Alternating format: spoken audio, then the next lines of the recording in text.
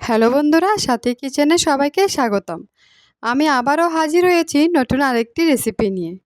আমার আজকের রেসিপি ডিম দিয়ে শুটকি ভুনা। শুটকি তো অনেক রকম খেয়েছেন, কিন্তু ডিম দিয়ে খেয়েছেন কি? ডিম দিয়ে শুটকি ভুনা খেতে ভীষণ মজা লাগে। তাহলে রান্না শুরু করা যাক। বন্ধুরা, আমার চ্যানেলটি যারা এখনও সাবস্ক্রাইব করেননি, সাবস্ক্রাইব করে আমার পাশেই থাকবেন। প্রথমে কড়াইতে দিয়ে দিলাম পরিমাণ মতো তেল। তেল গরম হয়ে গেলে এখন দিয়ে দিব রসুন কুচি। এরপর দিয়ে দিলাম বেশ কিছু পেঁয়াজ কুচি। কিছুক্ষণ ভাজার পরে এখন দিয়ে দিব ধুয়ে রাখা লইট্টা শুটকিগুলো। এই পর্যায়ে আমি সব কিছুকে তেলের মধ্যে কিছুক্ষণ কষিয়ে নিব। কিছুক্ষণ ভাজার পর এখন এতে দিয়ে দিব স্বাদ মতো লবণ,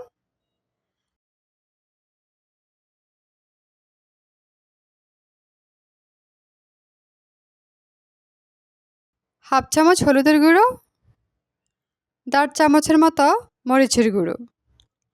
এখন শুটকিগুলোকে আমি আরও ভালোভাবে একটু কষিয়ে নিব। কিছুক্ষণ কষানোর পর এখন এটা দিয়ে দিব পরিমাণ মতো পানি। পানি দেওয়ার পর আমি আরও কিছুক্ষণ ধরে শুটকিটা রান্না করব। শুটকিটা কিছুক্ষণ রান্না করার পর এখন এতে দিয়ে দিলাম একটি ডিম। ডিম দিয়ে ভালোভাবে নেড়েচেড়ে মিশিয়ে নেব শুটকির সাথে। এভাবে আমি আরও কিছুক্ষণ রান্না করব।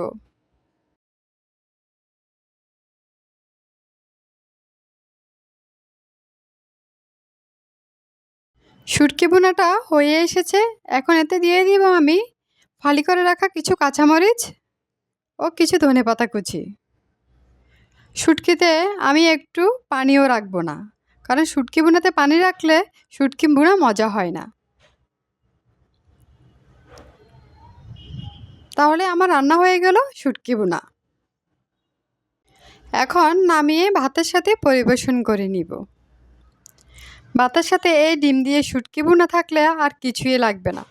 মাছ মাংস যখন আপনাদের কিছুই খেতে ভালো লাগবে না, তখন এভাবে শুটকি রান্না করে নেবেন আমার মতো করে। ভিডিওটা ভালো লাগলে লাইক, শেয়ার, কমেন্টস করে জানাবেন।